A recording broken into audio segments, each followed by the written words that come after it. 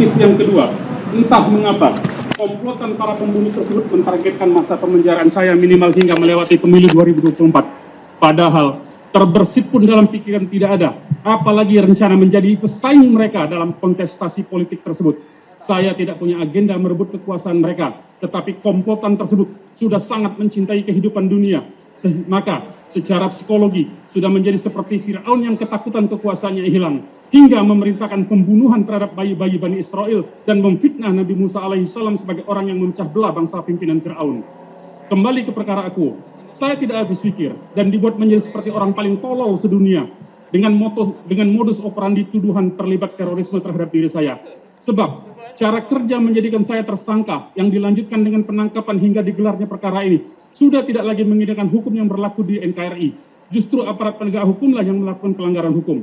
Pertama, dapat saya sebutkan bahwa dasar sangkaan dan penangkapan saya hanya semata-mata karena disebut oleh orang yang telah ditangkap tanpa melihat kualifikasi dan kapasitas perbuatan apa yang saya lakukan dan tanpa melihat kausalitas dengan peristiwa pidana apa saya terhubungkan. Dalam proses memunculkan nama saya agar disebut oleh para tersangka lain dan bahkan oleh para napiter, digiring sedemikian rupa agar ucapan mereka sesuai dengan framing yang mereka inginkan. Lalu dibuatkanlah berbagai video untuk diviralkan melalui berbagai media massa, baik mainstream maupun media para buzzer. Sayangnya, orang-orang lugu yang mulutnya dipinjam untuk membentuk cipta kondisi opini tersebut karena keluguannya mengikuti saja kemauan pihak yang merekayasa agar saya dapat dipenjara. Semoga orang-orang yang mulutnya dipinjam tersebut sadar dan tobat.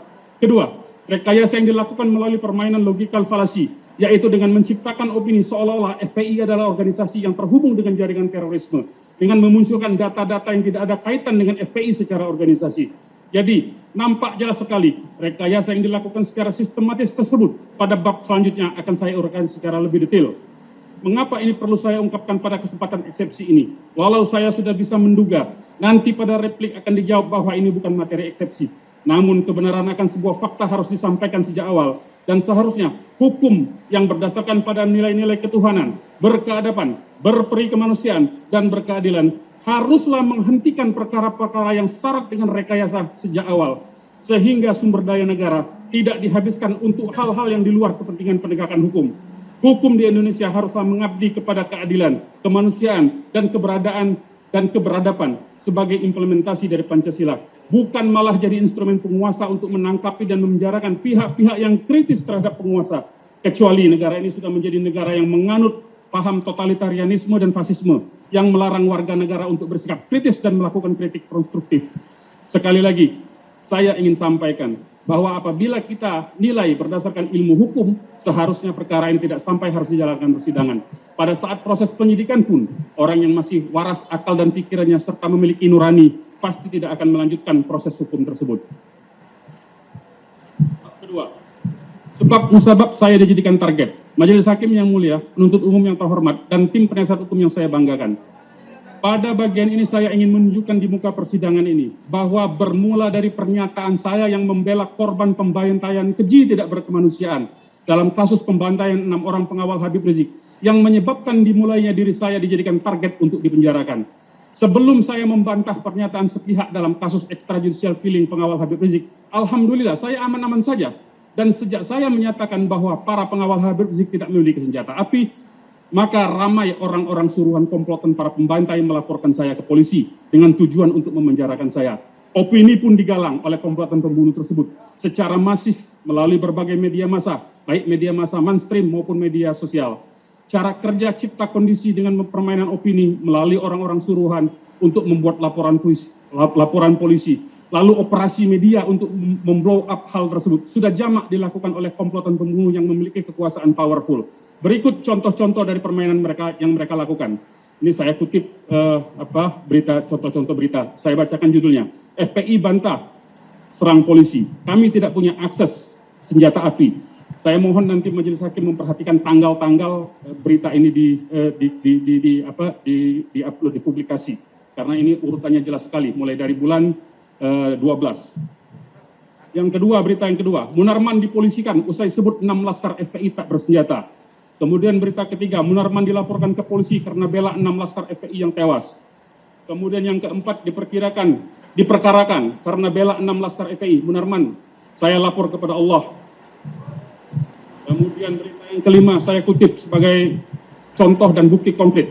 Munarman FPI soal 6 Laskar tewas, itu extrajudicial killing. Kemudian yang keenam, sebut Laskar FPI tak bawa senjata, tak bawa senti, Munarman dipolisikan. Yang ketujuh, klaim pengawal Rizik tidak bawa senjata api, Munarman dipolisikan. Kesimpulannya, sejak pernyataan saya yang dianggap tidak sejalan dengan kepentingan komplotan para pembunuh itulah, saya mulai dijadikan target untuk dipenjara. Bahkan saya juga mendengar rumors yang beredar melalui medsos, bahwa termasuk dalam opsi komplotan tersebut adalah juga menghabisi saya secara fisik sebagaimana 6 orang pengawal Habib Rizik yang telah mereka bantai dengan keji tanpa peri kemanusiaan. 3. Operasi media mulai dilakukan untuk cipta kondisi terorisasi FPI dan pemenjaraan terhadap saya. Majelis Hakim yang mulia, penuntut umum yang terhormat, dan tim penasihat hukum yang saya banggakan. Setelah dianalisis oleh komplotan pembunuh 6 pengawal Habib Rizik, upaya untuk memenjarakan saya melalui isu menyebarkan kabar bohong, menghasut, serta menyebarkan kebencian dianggap kurang efektif karena cipta kondisi melalui opini publik kurang greget dan tidak mendapat dukungan publik, maka komplotan para pembunuh ini mulai merancang isu yang bombastis dan agar cepat mendapat dukungan publik, yaitu dengan menteroriskan FPI dan menjadikan saya sebagai target operasi sebagai gembong teroris. Maka mulailah dimunculkan isu teroris terhadap FPI yang secara sistematis mulai diarahkan terhadap diri saya. Berbulan-bulan komplotan pembunuh tersebut terus menggoreng isu teroris FPI dan ujungnya dikaitkan dengan diri saya. Dan karena berjalan berbulan-bulan dengan kemajuan yang sedikit, akhirnya komplotan pembunuh tersebut secara kocak menciptakan, lebih tepatnya merekayasa sebuah peristiwa yang sangat tidak masuk akal, yaitu dengan meletakkan sebuah bungkusan bertuliskan FPI dan nama saya di daerah Depok, dan memblow up melalui oknum-oknum binaan para pembunuh tersebut untuk digoreng dan mematahkan isu terorisme FPI dan saya, sebagaimana pada contoh berita nomor 4 di bawah ini nanti. Selain itu juga, komplotan para pembunuh menggunakan mulut para napiter dan orang-orang yang ditangkap dalam kasus terorisme dengan modus penggiringan dan pengarahan untuk menyebut nama saya dan FPI. Berikut beberapa pemberitaan yang didesain sebagai cipta kondisi untuk operasi pemenjaraan saya. Berita pertama ini munculnya adalah Kompolnas, sebut 37 atau ex-FPI terlibat aksi teror. Ini bulan Desember tahun 2020, sejak saya membantah pernyataan bahwa Laskar tersebut tidak memiliki senjata. Berita yang kedua, yaitu berita video. Polisi dalami FPI dengan jaringan teroris. Ini bulan 3. Kemudian, yang 3A. Narapidana terorisme sebut JAD pernah jadi sayap FPI Lamongan. Ini bulan 2. Bulan Februari 2020. Kemudian ada videonya yang juga disebar, yaitu pada 9 Februari 2021. Narapidana, ini sudah narapidana, berita nomor 3B. Terkait dengan judul berita 3A dan 3B di atas, berita-berita seperti inilah yang sangat diinginkan oleh komplotan para pembunuh dan para haters FPI. Mereka dengan memperalat media-media yang hanya menggunakan metode talking jurnalisme dan hanya mengandalkan satu sumber, bergembira ria telah berhasil membuat framing sesuai dengan keinginan mereka. Yang penting blow up dulu di media. Urusan hukum dan bukti bisa direkayasa belakangan. Demikian modus operandi yang jamak digunakan. Padahal faktanya, JAD itu baru berdiri tahun 2014, sementara FPI Lamongan telah dibekukan tahun 2010. Dan napiter yang mulutnya digunakan untuk membuat fitnah tersebut telah keluar dari FPI tahun 2010. Namun karena memang agenda setting melalui media adalah memframing dan merekayasa untuk menciptakan opini bahwa FPI terkait dengan jaringan teroris, maka disebarluaskanlah pengakuan sepihak hasil penggiringan tersebut. Inilah cara kerja yang dilakukan sebagai cipta kondisi untuk menteroriskan FPI dan menangkap serta memenjarakan saya. Yang lebih kocak, lucu, dan vulgar adalah peristiwa sebagaimana yang dimuat dalam berbagai pemberitaan pada nomor 4 di bawah ini. Mereka komplotan para pembantai, merekayasa peristiwa yang jauh dari akal sehat. Namun bagi mereka, yang penting opini tercipta bahwa ada kaitan erat antara FPI, terorisme, dan saya. Saya sebenarnya cuma bisa tersenyum melihat cara dan modus operandi fitnah seperti ini. Namun karena saya tidak punya kuasa, hanya warga negara biasa, maka pihak-pihak yang memiliki power untuk merekayasa opini dan mengendalikan hukum secara luas meneruskan permainan tersebut dan melanjutkan dalam bentuk penangkapan dan penahanan yang kemungkinan besar akan terus berlanjut hingga pemenjaraan saya. Karena targetnya, at all cost, apapun peristiwanya, yang penting Munarman harus ditangkap dan dipenjara. Di era pasca kebenaran atau post-truth, yaitu situasi di mana fakta yang objektif kalah berpengaruh dibanding emosi atau keyakinan seseorang, sehingga melalui sarana media massa mainstream maupun media sosial, fakta objektif menjadi tidak penting dalam bentuk opini publik. Karena yang lebih penting dan kuat adalah informasi yang didesain tersebut bisa mempengaruhi emosi dan keyakinan dari komunikan secara masif. Sehingga diharapkan dukungan publik untuk menteroriskan FPI dan memenjarakan saya bisa berlangsung dengan mulus dan sukses. Berikut ini sebagian berita-berita yang didesain sedemikian rupa untuk operasi media penterorisme FPI dan pemenjaraan saya. Saya bacakan judulnya. Benda mencurigakan bertuliskan FPI Munarman, awalnya dikira paket pesanan sepatu. Ini bulan April, menjelang penangkapan saya. Bulan April semua. Benda misterius bertuliskan FPI Munarman. Benda mencurigakan bertuliskan FPI Munarman, gegerkan warga Depok. Benda mencurigakan bertuliskan FPI Munarman ditemukan di Depok. Heboh, benda bertuliskan FPI Munarman ditemukan warga, gegana bergerak. Ini penampakan benda bertuliskan Munarman FPI yang ditemukan di Depok. Bertuliskan FPI Munarman, penemu ngaku. Kemudian 4H. Penemuan paket misterius bertuliskan FPI Munarman di Depok, gegana turun tangan. Itulah contoh-contoh berita yang seragam. Kemudian nomor 5, berlanjut lagi dan kembali kepada bulan Maret sebelum bulan April. Pengkondisian ini terus terjadi. Pengakuan teroris, judul beritanya. Pengakuan teroris mantan anggota FPI yang dibayat ke ISIS disaksikan petinggi FPI, mulai mengarah kepada saya. Pengakuan tersangka teroris Zulkarnain dari perekrutan tim khusus JI hingga aksi teror. Ini nanti videonya menyebut juga soal FPI. Kemudian berita yang nomor 7. Rekaman video pengakuan terduga teroris anggota FPI yang ngaku berbayat ISIS sebut sosok Munarman. Mulai saya disebut-sebut. Ini pada bulan Februari. Jadi mulai Februari, Maret, sampai April, terus. Tersangka teroris anggota FPI mengaku berbaiat ke ISIS. Pengakuan teroris ada keterlibatan Munarman FPI. Ini respon Mabes Polri, sudah mulai permainannya. Polisi ungkap bukti 2 terduga teroris Bekasi dan Codet pernah hadiri sidang Habib Rizik, dikaitkan dengan Habib Rizik dan FPI. Polri, 19 tersangka teroris dari Makassar, anggota FPI. Kemudian berita nomor 12, teroris mengaku bagian dari FPI, Polri, sudah bukan rahasia lagi. Kemudian berita ke-13, total 7 tersangka teroris diciduk di Makassar, ada yang berbaiat di markas FPI. Kemudian berita ke-14, teroris yang juga simpatisan FPI akui Munarman hadiri baiat ISIS. Itulah berbagai contoh konser opini cipta kondisi yang dilakukan melalui teknik-teknik komunikasi massa, black propaganda, dan penyebaran fitnah yang dilakukan oleh para penjahat yang menguasai sumber daya negara. Inilah sesungguhnya kejahatan yang harusnya dicegah, yaitu penyalahgunaan sumber daya negara atas nama kepentingan negara. Padahal sejatinya kepentingan para psikopat yang sedang menguasai negara. Bab keempat, fitnah dan tuduhan teroris terhadap saya bertentangan dengan fakta pasca tempus delikti peristiwa. Majelis Hakim yang mulia, penuntut umum yang terhormat, dan tim penasihat hukum yang saya banggakan.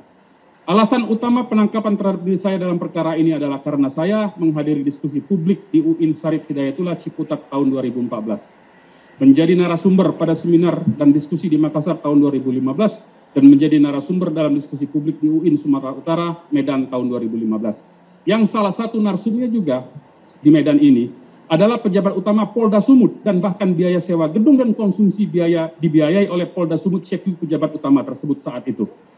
Dilihat dari rangkaian skenario perkara, case building yang difitnahkan terhadap saya ini, seolah-olah saya menggerakkan orang atau menjadi intelektual dader untuk melakukan perbuatan terorisme atau mempersiapkan untuk melakukan perbuatan terorisme adalah sungguh-sungguh bertentangan dengan fakta peristiwa pasca rangkaian acara yang difitnahkan tersebut. Dapat saya jelaskan, fakta-fakta peristiwa yang bertentangan tersebut dengan fitnah yang terjadi terhadap diri saya saat ini adalah Desember 2016, saya menjadi koordinator lapangan aksi 212. Dalam acara tersebut, hadir hampir seluruh pejabat tinggi negara ini, mulai dari Presiden, Wakil Presiden, Menko Polhukam, Panglima TNI, Kapolri, Pangdam, Kapolda, dan beberapa menteri lainnya. Bahkan Kepala BNPT yang saat ini menjabat juga hadir. Kalaulah tuduhan yang disematkan terhadap saya itu benar untuk mempersiapkan perbuatan terorisme, yaitu berupa untuk menimbulkan suasana teror atau rasa takut terhadap orang secara meluas, atau untuk menimbulkan korban yang bersifat massal melalui tindakan kekerasan, pembunuhan atau penghilangan nyawa, perampasan kemerdekaan, pengeboman atau perusakan fasilitas publik lainnya, maka sudah dapat dipastikan bahwa seluruh pejabat tinggi negara yang hadir di Monas tanggal 2 Desember 2016 tersebut sudah berpindah ke alam lain. Sebab kesempatan tersebut adalah kesempatan emas bagi seorang yang otaknya adalah otak teroris dan keji. Namun faktanya, para pejabat tinggi negara tersebut aman dan baik-baik saja, bahkan bisa menjabat terus hingga saat ini. Sekali lagi, kalau tuduhan terhadap diri saya sebagai intelektual dader, atau merencanakan, atau menggerakkan orang, atau menyuruh orang, atau membujuk orang, atau berencana untuk mempersiapkan atau bermufakat jahat, atau mencoba, atau membantu untuk melakukan tindakan terorisme, tentunya kesempatan pada acara 2 Desember 2016 tersebut akan menjadi kesempatan emas untuk melakukan tindakan terorisme. Karena sekali lagi hampir seluruh pejabat tinggi negara ini ikut hadir di Monas dalam acara yang digelar pada tanggal 2 Desember 2016 tersebut. Dan semua pejabat tinggi tersebut ada dalam jangkauan saya. Dan perlu juga saya sebutkan sejak awal dalam kesempatan ini. Sejak 2016 hingga tahun 2020, saya berkali-kali berkesempatan mengunjungi gedung-gedung lembaga tinggi negara, bertemu dengan para pejabat negara, dan semuanya berlangsung tanpa ada kejadian yang mengarah kepada tindakan terorisme apapun. Padahal akses saya terhadap gedung-gedung tersebut dan terhadap para pejabat yang saya temui terhitung tanpa halangan. Jadi dengan adanya peristiwa post factum dari tempus delicti yang difitnahkan terhadap saya, akal sehat orang waras sudah pasti melihat bahwa perkara aku hanya dagelan sebab bertentangan dengan logika akal sehat. Pada bagian ini saya buktikan pernyataan saya di atas bahwa antara tuduhan yang dialamatkan kepada saya sebagai otak teroris dengan berbagai peristiwa pasca tempus delicti yang dituduhkan kepada saya, yaitu upaya yang saya lakukan dalam menjaga keamanan, ketertiban, dan kedamaian pada aksi 212 tahun 2016 yang dihadiri oleh para pejabat tinggi negara tersebut, dan juga saat menjaga situasi kondusif dalam pemilu 2019. Berikut beberapa fakta yang sempat terekam. Nomor 1 beritanya, PGI apresiasi aksi damai 212. Nomor 2, mengharukan, inilah kisah pengalaman wartawati non-muslim saat liput aksi damai 212. Nomor 3, sengaja saya tampilkan foto-foto dari media. Presiden, Wakil Presiden, Kapolri, Panglima TNI, Menko Polhukam, Menteri Agama, Kapolda Metro Jaya, Pangdam Jaya, dan pejabat lainnya hadir dalam acara 212 tahun 2016. Fotonya ada, ini fotonya, ada Kapolri, 2 orang Kapolri di sini, di foto halaman 41. Dan sekarang sudah jadi mantan Kapolri semua. Kemudian di foto halaman 41 di bawah ada Kepala BNPT di sudut kiri foto. Kemudian, berita yang ketiga, yang keempat, HIPMI, aksi damai 212, jaga iklim investasi. Berita kelima, Muhammadiyah, aksi 212 untuk tegakkan NKRI, Pancasila, dan Undang-Undang Dasar 45. Berita ke-6, Habib Rizik sebut aksi 212 bukan anti RKRI. Berita ke-7, aksi 212 ternyata untungkan pedagang Tanah Abang. Berita ke-8, Supermasa, super damai. Aman, berita berikutnya adalah aman, tertib, damai, tertib dan aman. Ini ada bukti foto saya, dan di sebelah kirinya yang terlihat separuh mukanya adalah Kepala BNPT yang sekarang menjabat Kepala BNPT. Jadi ada berita ucapan terima kasih dari media massa. Kemudian nomor 9, ternyata Ketua KPK terpilih Irjen Pol Firly dulu jadi idola saat aksi 212. Ada di atas mobil komando yang menggunakan sorban merah, itu saya di depannya itu. Itu ada kepala ketua KPK-nya. Terlihat sekali, ada jelas. Berita ke-10, aksi damai di Bawaslu mulai membubarkan diri. Ini berita pemilu 2019. Aksi damai di Bawaslu mulai membubarkan diri dengan tertib. Polisi, terima kasih. Kemudian berita ke-11, polisi dibantu ulama FPI halau masa rusuh di flyover Selipi. Berita ke-12, ini adalah berita video. Ini nanti ada rekamannya, pada saat pembuktian akan kita putarkan. Ini ada ucapan terima kasih dari pihak kepolisian pada tahun 2019 kepada saya pada saat aksi damai di depan kantor Bawaslu tahun 2019. Berakhir dengan tertib, aman, dan damai. Dalam video tersebut, pihak kepolisian menyatakan, terima kasih Pak Munarman, salam hormat kami dari sini. Terima kasih para komandan semuanya. Terima kasih para habaib dan para kiai. Terima kasih Korlap yang sudah menjadi benteng mengamankan kami. Inilah fakta-fakta yang saya katakan, kalau saja otak saya teroris, tidak mungkin saya melakukan hal demikian.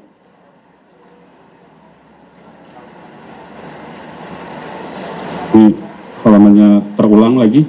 Langsung ke bab 5 berikutnya. Bab 5. Fitnah dan tuduhan terhadap saya dalam perkara ini semata-mata karena kesesatan logika berpikir. Majelis Hakim yang mulia, penuntut umum yang terhormat, dan tim penasihat hukum yang saya banggakan.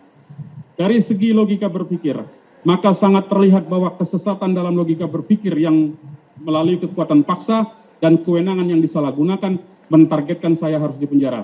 Kesesatan berpikir yang dapat saya jelaskan dalam kesempatan ini adalah sebagai berikut. A. Kesesatan non causa pro causa, post hoc ergo propter hoc, false cause. Kesesatan yang dilakukan karena penarikan kesimpulan sebab akibat dari apa yang terjadi sebelumnya adalah sebagai penyebab sebuah peristiwa tidak memiliki hubungan baik langsung maupun tidak langsung. Kesimpulan dibuat hanya berdasarkan dua peristiwa yang terjadi secara berurutan. Orang lalu cenderung berkesimpulan bahwa peristiwa pertama merupakan penyebab bagi peristiwa kedua. Atau peristiwa kedua adalah akibat dari peristiwa pertama. Padahal urutan waktu saja tidak dengan sendirinya menunjukkan hubungan sebab akibat. Kesesatan ini dikenal pula dengan kesesatan post hoc ergo propter hoc, sesudahnya maka karenanya. Contoh 1. Seorang pemuda setelah diketahui baru putus cinta dengan pacarnya, esoknya sakit. Tetangganya menyimpulkan bahwa sang pemuda sakit karena baru putus cinta. Kesesatannya, padahal diagnosis dokter adalah si pemuda terkena radang paru-paru karena kebiasaannya merokok tanpa henti sejak 10 tahun yang lalu. Ini contoh-contohnya. Contoh yang kedua, saya hadir diundang sebagai narasumber di seminar dan diskusi publik. Sebagaimana ada pejabat di salah satu Polda juga sebagai narasumber. Lalu beberapa tahun kemudian ada orang yang hadir sebagai peserta seminar didakwa dan divonis terlibat dalam aksi terorisme. Maka disimpulkan bahwa saya bagian dari jaringan teroris. Dua peristiwa yang tidak ada hubungan tapi dipaksa dan direkayasa seolah berhubungan satu sama lain dalam perkara Akuo. Contoh beritanya adalah berikut contoh berbagai pemberitaan dengan framing kesesatan logika tersebut. Pengakuan teroris ada keterlibatan Munarman FPI. Ini respon Mabes Polri. Kemudian judul berita, teroris yang juga simpatisan FPI akui Munarman hadiri bayat ISIS. Ini contoh pengambilan kesimpulannya. Kemudian rekaman video pengakuan terduga teroris anggota FPI yang ngaku berbayat ISIS. Sebut sosok Munarman. B. Karena kesesatan karena komposisi dan divisi. Kesesatan karena komposisi terjadi bila seseorang berpijak pada anggapan bahwa apa yang benar berlaku bagi individu atau beberapa individu dari kelompok tertentu pasti juga benar berlaku juga bagi seluruh kelompok secara kolektif. Contoh, sekali lagi ini contoh. Badu ditilang oleh polisi lalu lintas di sekitar Jalan Sudirman dan Tamrin. Dan polisi itu meminta uang sebesar 100.000 bila Badu tidak ingin ditilang. Maka disimpulkan secara sesat seolah semua polisi lalu lintas di sekitar Jalan Sudirman dan Tamrin adalah pelaku pemalakan. Padahal tidak betul seperti itu. 2. Seorang anggota KPU sekaligus dosen melakukan korupsi, maka disimpulkan secara sesat seolah seluruh anggota KPU yang juga dosen pasti koruptor. Kesesatan karena divisi terjadi bila seseorang beranggapan bahwa apa yang benar berlaku bagi seluruh kelompok secara kolektif, pasti juga benar berlaku bagi individu dalam kelompok tersebut. Contoh 1, banyak pejabat pemerintahan korupsi, si A adalah anggota DPR, maka si A juga korupsi. Contoh 2, umumnya pasangan-pasangan artis yang baru menikah pasti lalu bercerai. Artis A dan aktor B adalah pasangan artis yang baru menikah. Pasti sebentar lagi mereka bercerai. Begitu contoh kesesatannya. Dalam perkara saya, contoh pemberitaan yang sengaja dibuat sesat dan menyesatkan secara komposisi dan divisi karena hawa nafsu untuk memenjarakan saya adalah sebagai berikut. Kompolnas sebut 37 anggota atau ex-SPI terlibat aksi teror. Ini contoh kesesatannya. Yang kedua, berita kedua. Polri, 19 tersangka teroris dari Makassar anggota FPI. Kemudian yang berikutnya, teroris mengaku bagian dari FPI. Polri sudah bukan rahasia lagi. Yang C, kesesatan C, argumentum ad populum. Latin populus berarti rakyat atau massa. Argumentum ad populum adalah argumen yang menilai bahwa suatu pernyataan adalah benar karena diamini oleh banyak orang. Contoh, 1 juta orang Indonesia menggunakan jasa layanan seluler Y, maka sudah pasti itu layanan yang bagus. Contoh kedua, semua yang saya kenal bersikap pro presiden, maka saya juga tidak akan mengkritik presiden. Terhadap logika sesat pada huruf C ini, pihak yang menjadikan saya target untuk dipenjara dengan power kekuasaannya tidak ingin ada suara yang berbeda dengan posisi mereka sebagai penguasa. Mereka ingin semua orang tunduk, patuh, tanpa bersikap kritis terhadap seluruh apapun yang dilakukan oleh para penguasa. Itulah berbagai kesesatan logika yang terjadi dalam perkara Akuo. Contoh-contoh berita seperti atas terlihat sangat jelas upaya-upaya cipta opini untuk menteroriskan FPI dan memenjarakan saya selaku personifikasi dari hasil kesesatan logika berpikir tersebut. Bab 6. Penangkapan dan penetapan tersangka dilakukan secara melanggar hukum dan melanggar HAM. Majelis Hakim yang mulia, penuntut umum yang terhormat, dan tim penasihat hukum yang saya banggakan. A. Penangkapan terhadap diri saya bertentangan dengan ketentuan pasal 17 Undang-Undang Nomor 8 Tahun 1981 tentang Hukum Acara Pidana atau KUHAP dan putusan Mahkamah Konstitusi Nomor 130 garis miring PUU garis datar 13 Romawi garis miring 2015.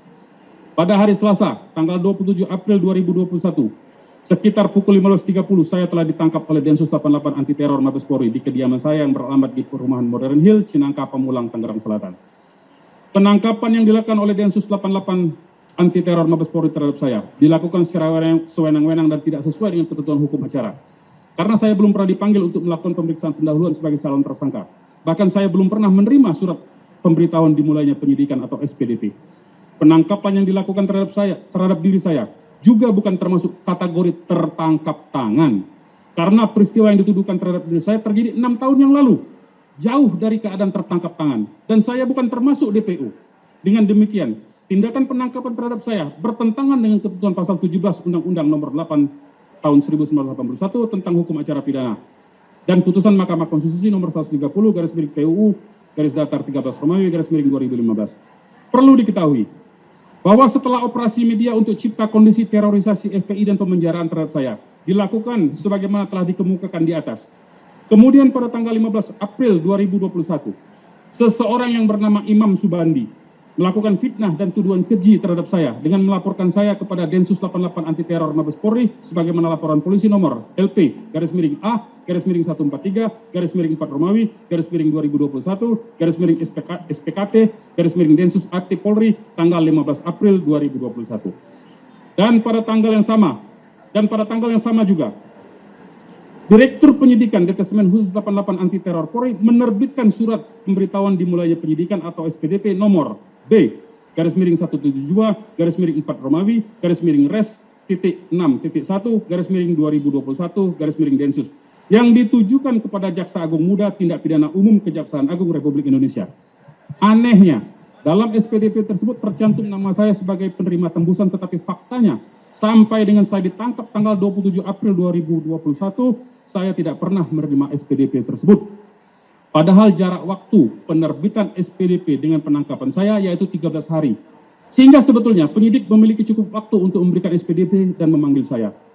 Hukum acara pidana tidak hanya menekankan kepastian hukum dalam beracara, akan tetapi mengakar pada pemenuhan hak asasi manusia yang dimiliki, bukan hanya oleh pelapor atau korban, tetapi juga terlapor.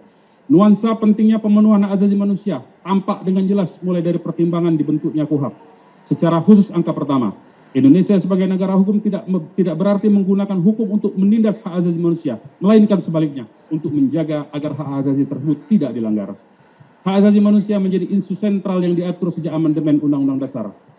Pasal 28I Undang-Undang Dasar tahun 45 memuat berbagai macam bentuk hak asasi manusia yang diakui sebagai hak dasar manusia sekaligus hak konstitusional warga negara. Indonesia. Terkait dengan SPDP yang diatur secara tegas dalam KUHAP, maka otomatis harus disesuaikan dengan pemenuhan hak asasi manusia yang diatur dalam Undang-Undang Dasar tersebut. Dalam sistem KUHAP, SPDP sebagaimana diatur dalam pasal 109 ayat 1 KUHAP adalah merupakan bentuk mekanisme kontrol yang bersifat horizontal, yaitu kontrol antar lembaga subsistem dalam sistem peradilan pidana, yaitu kontrol dari sistem penuntut umum terhadap penanganan kasus atau penyidikan yang dilakukan oleh penyidik. Kemudian pasca putusan Mahkamah Konstitusi nomor 130 garis miring PUU garis datar 13 Romawi garis miring 2015 tertanggal 15 November 2016 menghadirkan suasana baru terhadap hukum acara pidana nasional yang selama ini diberlakukan melalui Undang-Undang Nomor 8 Tahun 81 tentang hukum acara pidana.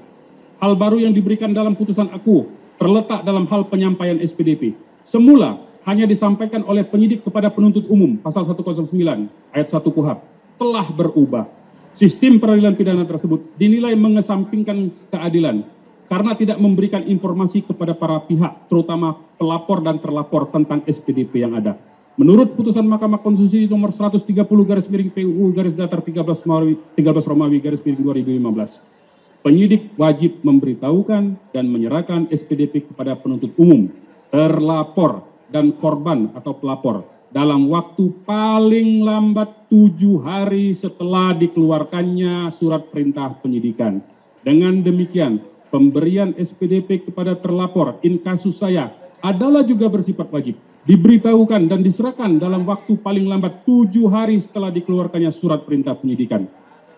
Alasan mahkamah tersebut didasarkan pada pertimbangan bahwa terhadap terlapor yang telah mendapatkan SPDP, maka yang bersangkutan dapat mempersiapkan bahan-bahan pembelaan yang juga dapat menunjuk penasihat hukum yang akan mendampinginya. Adapun bagi korban atau pelapor dapat dijadikan momentum untuk mempersiapkan keterangan atau bukti yang diperlukan dalam pengembangan penyidikan atas laporannya.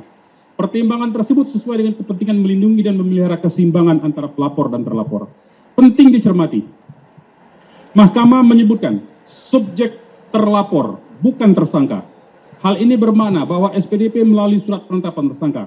Dalam penjelasan KUHP disebutkan adanya azas perlakuan yang sama atas diri setiap orang di muka hukum dengan tidak mengadakan pembedaan perlakuan. Penyimpangan prosedur hukum acara ini membuktikan bahwa sejak awal hak-hak hukum atas diri saya telah dirampas, asas pengakuan jaminan perlindungan dan kepastian hukum yang adil, serta perlakuan yang sama di hadapan hukum sebagaimana dijamin dalam pasal 28D ayat 1 Undang-Undang Dasar 1945 telah diabaikan.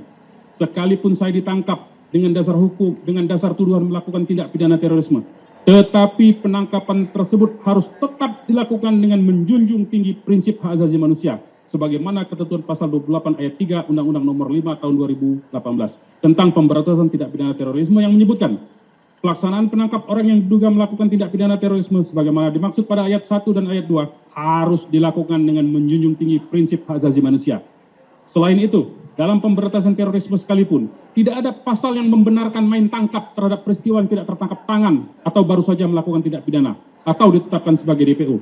Sebagaimana diketahui, peristiwa yang dituduhkan terhadap saya adalah kegiatan seminar yang berlangsung pada tahun 2015 atau 6 tahun yang lalu. Sehingga apa urgensinya melakukan penangkapan terhadap diri saya tanpa melakukan pemanggilan secara patut sebagaimana diatur dalam hukum acara pidana dan tentu saja harus memenuhi hak asasi manusia. Tetapi anehnya, justru saya ditangkap, diseret dan dengan kasar bahkan sekedar menggunakan alas kaki saja tidak diperbolehkan. Mata saya ditutup dengan kain hitam. Hal tersebut merupakan perlakuan yang tidak manusiawi, merendahkan martabat dan mempertontonkan secara gamblang tindakan aparat yang tidak menghargai nilai-nilai HAM. Padahal saya tidak melakukan perlawanan sama sekali, sehingga tidak ada urgensi aparat untuk melakukan tindakan paksa yang berlebihan tersebut. B. Penetapan tersangka atas diri saya adalah tidak sah. Majelis Hakim yang mulia, penuntut umum yang terhormat, dan penasihat hukum yang saya banggakan. Penetapan status tersangka haruslah ditetapkan terlebih dahulu sebelum melakukan penangkapan, kecuali tertangkap tangan dan oleh karenanya penangkapan tanpa sebelumnya ada penetapan status tersangka yang didasarkan bukti permulaan yang cukup adalah menyalahi hukum acara. Pasal 1 butir 2 KUHP menyatakan, penyidikan adalah serangkaian tindakan penyidik dalam hal dan menurut cara yang diatur dalam undang-undang ini untuk mencari serta mengumpulkan bukti yang dengan bukti itu membuat terang tentang tindak pidana yang terjadi dan guna menemukan tersangkanya. Intinya adalah serangkaian kegiatan mencari serta mengumpulkan bukti dengan bukti itu membuat terang tindak pidana yang terjadi dan guna menemukan tersangkanya. Proses penyidikan guna mengumpulkan bukti yakni minimal 2 alat bukti sebagaimana dimaksud dalam pasal 184 KUHP yang membuat terang suatu tindak pidana dan sekaligus mencari pelaku tindak pidana tersebut. Dengan demikian proses penyidikan harus memastikan adanya perbuatan konkret yang dilakukan telah melanggar ketentuan peraturan perundang-undangan tersebut. Dalam mencari serta mengumpulkan bukti harus mengacu pada putusan Mahkamah Konstitusi nomor 21 garis miring PUU garis datar 12 Romawi garis miring 2014. Memuat beberapa pokok hal kaidah hukum baru, antara lain bukti permulaan yang cukup dan bukti yang cukup. Sebagaimana dimaksud dalam pasal 1 angka 14, pasal 17 dan pasal 21 ayat 1 KUHP bertentangan dengan Undang-Undang Dasar tahun 45 dan tidak mempunyai kekuatan hukum mengikat sepanjang tidak dimaknai bahwa bukti permulaan yang cukup dan bukti yang cukup adalah minimal 2 alat bukti sebagaimana dimaksud dalam pasal 184 KUHP. Barulah ketika alat bukti minimal tersebut dipenuhi akan menjadi jelas tindak pidana yang terjadi dan kemudian menemukan tersangkanya. Jadi tidak serta-merta menemukan tersangka sebelum terpenuhinya minimal 2 alat bukti sebagaimana dimaksud dalam pasal 184 KUHP. Hal ini penting dan terkait dengan kepastian hukum dan due process of law. Rumusan pasal 1 butir 2 KUHP sebagaimana rumusan pasal 1 butir 2 KUHP terdapat 2 hal yang dapat dilakukan penyidik, yaitu mencari serta mengumpulkan bukti dan guna menemukan tersangka. Hal ini tidak dapat dikatakan memisahkan antara kegiatan mencari serta mengumpulkan bukti, yang dengan bukti tersebut membuat terang tindak pidana yang terjadi, dan kegiatan menemukan tersangkanya. Kata dan dalam pasal 1 butir 2 KUHP menunjukkan adanya satu kesatuan yang utuh, ditambah lagi kata guna setelah kata dan, menunjukkan bahwa apabila telah tersedia atau terkumpul 2 alat bukti minimal sebagaimana dimaksud dalam pasal 184 KUHP, maka barulah penetapan tersangka diberlakukan. Penyidikan berfungsi menemukan tersangka dengan didahului pengumpulan bukti, yang dengan bukti itu membuat terang tindak pidana yang terjadi. Putusan Mahkamah Konstitusi nomor 21/PU/12 dalam pertimbangannya menyatakan bahwa adapun frasa dan guna menemukan tersangkanya harus ditafsirkan bersyarat menurut Mahkamah, yaitu penyidik dalam rangkaian tindakan penyidikan melakukan suatu proses pengumpulan bukti yang dengan bukti tersebut kemudian penyidik menemukan tersangka dalam suatu tindak pidana, sehingga tidak serta-merta penyidik menemukan tersangka sebelum melakukan pengumpulan bukti sebagaimana ditentukan pasal 1 butir 2. Pasal 1 butir 2 KUHP yang mengatur bagaimana penyidik menemukan tersangka, sehingga pasal tersebut sudah jelas dan tidak perlu ditafsirkan. Menurut Mahkamah, norma tersebut sudah tepat karena memberikan kepastian hukum yang adil kepada warga negara Indonesia ketika akan ditetapkan menjadi tersangka oleh penyidik, yaitu harus melalui proses atau rangkaian tindakan penyidikan dengan cara mengumpulkan bukti, yang dengan bukti tersebut penyidik menemukan tersangkanya, bukan secara subjektif penyidik menemukan tersangka tanpa mengumpulkan bukti. Mengacu pada putusan MK nomor 21/PU/12 yang memuat beberapa pokok hal kaidah hukum baru, antara lain bukti permulaan yang cukup, dan bukti yang cukup, sebagaimana dimaksud dalam pasal 1 angka 14, pasal 17, dan pasal 21 ayat 1 KUHP. Haruslah dimaknai bahwa bukti permulaan yang cukup, dan bukti yang cukup adalah minimal 2 alat bukti, sebagaimana dimaksud dalam pasal 184 KUHP, serta disertai pemeriksaan calon tersangkanya. Terpenuhinya minimal 2 alat bukti sebagaimana dimaksud dalam pasal 184 KUHP adalah hal yang penting dan terkait dengan kepastian hukum dan due process of law. Tetapi faktanya, penetapan tersangka atas diri saya tidak didasarkan pada bukti permulaan cukup, tetapi hanya bermodalkan penggiringan opini dari para napi dan tersangka lainnya yang dibujuk dan divideokan, lalu kemudian disebarkan di berbagai media massa. Hal ini berarti hanya satu alat bukti yang digunakan untuk menetapkan saya sebagai tersangka dan menangkap saya. Padahal walau 1000 orang sekalipun yang berkicau di berbagai media, tetap saja menurut hukum seluruh kesaksian adalah terhitung sebagai satu alat bukti saja. Hal ini memicu ketidakpastian hukum atau legal uncertainty dan perlakuan yang tidak adil, unfair treatment, sehingga saya kehilangan hak untuk memberikan bantahan dan klarifikasi serta mengajukan bukti-bukti dapat membantah opini yang sengaja digiring oleh para napi dan tersangka lainnya tersebut. Hal ini bertentangan dengan konstitusi pasal 28 ayat 1 Undang-Undang Dasar 1945 yang berbunyi, setiap orang berhak atas pengakuan, jaminan, perlindungan, dan kepastian hukum yang adil serta perlakuan yang sama di hadapan hukum. Sebagaimana ketentuan pasal 1 angka 2 KUHP menyebutkan bahwa penyidikan merupakan tindakan penyidik untuk mengumpulkan bukti dan membuat terang tindak pidana yang terjadi. Untuk menemukan suatu bukti yang terang dalam suatu tindak pidana tentunya harus dilaksanakan secara adil dengan mendengarkan keterangan dan bukti-bukti dari seluruh pihak, terutama calon tersangkanya, sebagaimana yang secara tegas disebutkan dalam putusan MK nomor 21/PU/12-12/2014 tanggal 28 April 2015. Dalam putusan Mahkamah Konstitusi tersebut, Majelis Hakim Konstitusi memberikan pertimbangan hukum, yaitu menimbang bahwa pertimbangan Mahkamah yang menyatakan pemeriksaan calon tersangka di samping minimum alat bukti tersebut di atas adalah untuk tujuan transparansi dan perlindungan hak asasi seseorang agar sebelum seseorang ditetapkan sebagai tersangka sudah dapat memberikan keterangan yang seimbang dengan minimum 2 alat bukti yang telah ditemukan oleh penyidik. Faktanya membuktikan bahwa saya tidak pernah dilakukan pemeriksaan sebagai calon tersangka sebagaimana yang dimaksud oleh putusan Mahkamah Konstitusi nomor 21/PU-Data 12 Romawi/2014.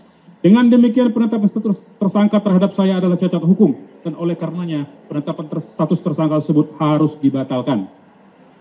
Sungguh hebat luar biasa dan patut diusulkan untuk masuk Guinness Book of World Record cara kerja dalam penetapan saya sebagai tersangka tersebut. Sebab peristiwa yang terjadi 6 tahun lalu baru dilaporkan pada tanggal 15 April 2021 oleh seseorang yang bernama Imam Supardi sebagaimana laporan polisi nomor LP_A_143_4 Romawi_2021_SPKT_Densus AT Polri tanggal 15 April 2021. Lalu pada tanggal yang sama juga Direktur Penyidikan Detesemen Khusus 88 Anti Teror Polri menerbitkan surat pemberitahuan dimulainya penyidikan atau SPDP nomor B_172_4 Romawi_6.1/2021 yang ditujukan kepada Jaksa Agung Muda Tindak Pidana Umum Kejaksaan Agung Republik Indonesia. Artinya, peristiwa 6 tahun yang lalu dengan secepat kilat direspon dan langsung dimulai penyidikannya dengan proses analisa super kilat dan super cepat. Makanya ini perlu dimasukkan dalam catatan Guinness Book of World Record. Bab 7. Penggeledahan rumah dan penyitaan dilakukan secara melawan hukum dan barang yang disita tidak ada kaitan dengan perbuatan yang dituduhkan. Majelis Hakim yang mulia, penuntut umum yang terhormat dan tim penasihat hukum yang saya banggakan. A. Penggeledahan rumah dan penyitaan barang dilakukan tanpa surat izin Ketua Pengadilan Negeri. Penegakan hukum merupakan salah satu usaha untuk menciptakan tata tertib, keamanan, dan ketentraman dalam masyarakat dan hak asasi manusia. Penegakan hukum dilakukan baik dengan menggunakan upaya pencegahan atau prevention maupun dengan menggunakan upaya penindakan atau pemberantasan atau repression atau upaya represi untuk prevensi. Karena itu diperlukan perangkat hukum yang memadai dan yang sesuai dengan dasar falsafah dan pandangan hidup masyarakat serta hak asasi manusia di mana hukum itu ditegakkan. Tugas dan wewenang penegak hukum selain dibatasi oleh hukum harus memperhatikan kepatutan bagi masyarakat yang tertuang dalam norma-norma yang hidup dalam masyarakat. Salah satu hukum yang memberi batasan bagi tugas dan wewenang para penegak hukum adalah hukum acara pidana. Tujuan dari hukum acara pidana adalah untuk mencari dan mendapatkan atau setidak-tidaknya mendekati kebenaran material. Ialah kebenaran yang selengkap-lengkapnya dari suatu perkara pidana dengan menerapkan acara pidana secara jujur dan tepat. Penegakan hukum pidana dibatasi secara ketat oleh aturan hukum acara pidana yang antara lain mencakup aturan penangkapan, penahanan, penggeledahan, dan penyitaan. Hukum acara pidana memberikan batasan-batasan misalnya dalam hal melakukan tindakan penggeledahan rumah dan penyitaan. Tindakan penggeledahan rumah dan penyitaan sangat menyentuh hak asasi, bahkan pada pasal 167 dan pasal 469 KUHP mengancam pidana terhadap pelanggaran tersebut. Tindakan penggeledahan rumah saya pada dasarnya merupakan pelanggaran terhadap hak asasi manusia yang melarang setiap orang untuk mencapuri kehidupan pribadi, keluarga, dan tempat kediaman. Pada area ini, walaupun Densus 88 anti teror memiliki kewenangan untuk melakukan penggeledahan rumah dan penyitaan, namun tetap harus mengacu pada hukum acara pidana yang tertuang dalam KUHP. Dalam ketentuan pasal 33 ayat 1 KUHP, penyidik dapat melakukan penggeledahan rumah dengan surat izin Ketua Pengadilan Negeri setempat dan dalam ketentuan pasal 38 ayat 1 KUHP, penyitaan hanya dapat dilakukan dengan surat izin Ketua Pengadilan. Sama halnya dengan penggeledahan. Penyitaan juga merupakan wewenang daripada penyidik sebagaimana rangkaian pengumpulan alat bukti dan membuat terang suatu tindak pidana. Sehingga penggeledahan dan penyitaan harus terlebih dahulu dilakukan sebelum penetapan tersangka guna menjamin terpenuhinya hak asasi manusia. Karena dengan penggeledahan dan penyitaanlah penyidik memperoleh bukti permulaan yang cukup yang ada hubungannya dengan tindak pidana yang sedang dilakukan penyidikan. Sehingga penyidik berkesimpulan atau setidaknya seseorang ditetapkan sebagai tersangka. Tetapi faktanya, penggeledahan yang dilakukan oleh Densus 88 di kediaman saya dan penyitaan terhadap barang-barang milik saya adalah, kami ulangi, tetapi faktanya, penggeledahan yang dilakukan oleh Densus 88 di kediaman saya dan penyitaan terhadap barang-barang milik saya dilakukan setelah saya ditetapkan sebagai tersangka. Walaupun penetapan tersangka itu sendiri tidak saya ketahui sebelumnya. Karena penyidik sengaja tidak mengirimkan surat pemberitahuan penetapan tersangka maupun surat panggilan dan dengan alasan yang tidak dapat dibenarkan secara yuridis. Sehingga dalam perkara ini jelas terlihat, saya terlebih dahulu ditetapkan sebagai tersangka, baru kemudian penyidik mencari-cari barang bukti. Perlu diketahui bahwa saya baru menerima berkas administrasi berupa surat pemberitahuan dimulai penyidikan dan surat pemberitahuan penetapan tersangka setelah saya ditangkap. Walaupun SPDP tersebut ditandatangani pada tanggal 15 April 2021 dan surat pemberitahuan penetapan tersangka ditandatangani pada tanggal 20 April 2021. Bahwa meskipun SPDP ditandatangani pada tanggal 15 April 2001, tetapi tindakan penggeledahan rumah dan penyitaan yang dilakukan oleh Densus 88 anti teror dilakukan tanpa surat izin dari Ketua Pengadilan Negeri.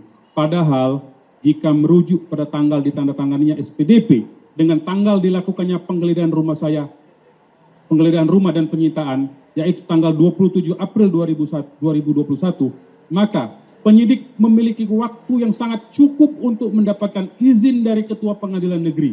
Harusnya izin dari Ketua Pengadilan Negeri untuk penggeledahan rumah dan penyitaan sudah ada sebelum melakukan penggeledahan dan penyitaan. Karena ini bukan peristiwa tertangkap tangan atau yang bersifat mendesak. Dengan tidak adanya izin Ketua Pengadilan Negeri tersebut, maka secara formal tindakan penggeledahan rumah dan penyitaan adalah tidak sah. Sehingga saya menuntut secara hukum bahwa barang-barang yang disita tersebut tidak boleh digunakan sebagai barang bukti dalam persidangan ini. Barang-barang yang disita dari rumah saya tidak ada kaitan dengan peristiwa pidana yang difitnahkan. Terdapat klasifikasi barang bukti yaitu corpora delicti dan instrumenta delicti. Pada yang disebut pertama adalah barang yang menjadi sasaran atau hasil tindak pidana. Pada yang tersebut belakangan menunjuk barang yang digunakan untuk tindak pidana. Instrumenta delicti sesuai dengan penamaannya, termasuk di dalamnya benda yang telah dipergunakan secara langsung untuk melakukan tindak pidana atau untuk mempersiapkannya. Benda yang dipergunakan untuk menghalang-halangi penyidikan tindak pidana. Benda yang khusus dibuat atau diperuntukkan melakukan tindak pidana. Atau benda lain yang mempunyai hubungan langsung dengan tindak pidana yang dilakukan. Berdasarkan pasal 39 ayat 1 KUHP menyatakan, ayat 1, yang dapat dikenakan penyitaan adalah benda atau tagihan tersangka atau terdakwa yang seluruh atau sebagian diduga diperoleh dari tindakan pidana atau sebagai hasil dari tindak pidana. B. Benda yang telah dipergunakan secara langsung untuk melakukan tindak pidana atau untuk mempersiapkannya. C. Benda yang dipergunakan untuk menghalang-halangi penyidikan tindak pidana. D. Benda yang khusus dibuat atau diperuntukkan melakukan tindak pidana. E. Benda lain yang mempunyai hubungan langsung dengan tindak pidana yang dilakukan.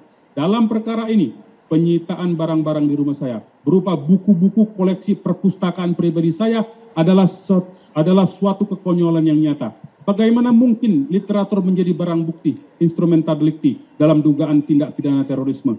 Mayoritas buku-buku yang menjadi barang bukti adalah literatur agama. Dengan demikian dipertanyakan, apa relevansinya dengan perbuatan yang difitnahkan terhadap saya? Demikian juga terhadap handphone, tablet, maupun flash disk serta paspor yang diambil dan dijadikan barang sitaan. Satu pun tidak ada kaitan dengan perbuatan yang difitnahkan terhadap saya.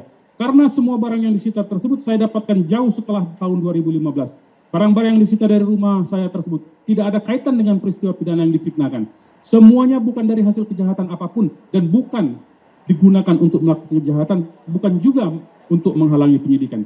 Pasal 28F Undang-Undang Dasar 1945 menyatakan, setiap orang berhak untuk berkomunikasi dan memperoleh informasi untuk mengembangkan pribadi dan lingkungan sosialnya, serta berhak untuk mencari, memperoleh, memiliki, menyimpan, mengolah, menyampaikan informasi dengan menggunakan segala jenis saluran yang tersedia. Hal ini juga tidak sejalan dengan ketentuan pasal 28E ayat 2 Undang-Undang Dasar 45 yang menjamin setiap orang berhak atas kebebasan, meyakini kepercayaan, menyatakan pikiran dan sikap sesuai dengan hati nuraninya. C. Barang bukti tersebut harus dinyatakan tidak sah untuk digunakan sebagai alat bukti dalam perkara ini sebagai konsekuensi hukum kesewenang-wenangan para teroris asli. Sebagai negara yang mengaku negara hukum, maka sudah sepatutnya pelanggaran hukum oleh aparat penegak hukum dalam melakukan due process of law, konsekuensi hukumnya adalah batalnya atau haruslah dikesampingkan semua bukti-bukti yang diperoleh secara melawan hukum. Dalam perkara aku, jelas telah terjadi pelanggaran terhadap pasal 33 ayat 1, pasal 33 ayat 1, pasal 38 ayat 1, serta pasal 39 ayat 1 KUHP. Berdasarkan prinsip exclusionary rules, yaitu prinsip hukum yang menyatakan tidak diakuinya bukti yang diperoleh secara melawan hukum. KUHP mensyaratkan bahwa perolehan bukti-bukti haruslah menurut ketentuan yang diatur dalam KUHP. kembali ke prinsip exclusionary rules, bahwa secara hukum mensyaratkan bahwa bukti yang diperoleh secara ilegal tidak dapat diterima pengadilan. Kendati bukti tersebut relevan, namun harus tetap dikesampingkan karena diperoleh tidak sesuai dengan aturan KUHP. Bab 8. Perkara ini melanggar azas non-retroaktif. Majelis Hakim yang mulia, penuntut umum yang terhormat, dan tim penasihat hukum yang saya banggakan. Dakwaan penuntut umum melanggar Undang-Undang Dasar tahun 1945 pasal 28I ayat 1 dan pasal 1 ayat 1 KUHP serta pasal 4 Jungto pasal 18 ayat 2 Undang-Undang nomor 39 tahun 1999 tentang hak asasi manusia. Sejujurnya, sampai saat persidangan ini digelar, saya tidak mengerti peristiwa pidana apa dan perbuatan pidana apa yang harus saya pertanggungjawabkan secara pidana, baik secara material maupun secara formil. Secara material, kehadiran saya pada acara seminar dan diskusi pada tanggal 24 dan 25 Januari 2015 di Kota Makassar, baik di markas FPI maupun di pondok pesantren, adalah murni karena undangan dari pihak panitia. Saya tidak pernah berhubungan dalam konteks di luar keperluan seminar, baik sebelum maupun sesudah acara seminar. Saya juga tidak pernah mengenal pemilik pondok pesantren sebelumnya, dan saya tidak pernah berkomunikasi atau berinteraksi dengan pemilik pondok pesantren atau kelompoknya pasca seminar tanggal 25 Januari 2015 tersebut. Tetapi setelah 6 tahun kemudian, acara seminar tahun 2015 tersebut dipermasalahkan, dan saya dituduh melakukan tindak pidana terorisme pada acara seminar tersebut. Begitu juga dalam peristiwa seminar di Kota Medan. Saya hadir karena diundang sebagai narasumber yang memang sudah sejak tahun 90-an. Salah satu kegiatan saya adalah sebagai narasumber di berbagai seminar dan diskusi publik dari seluruh kalangan dan kelompok masyarakat. Tidak terbatas hanya pada satu kelompok saja. Begitu juga kehadiran saya dalam acara diskusi publik di UIN Syarif Hidayatullah Ciputat tahun 2014. Adalah sesuatu yang tidak melanggar hukum.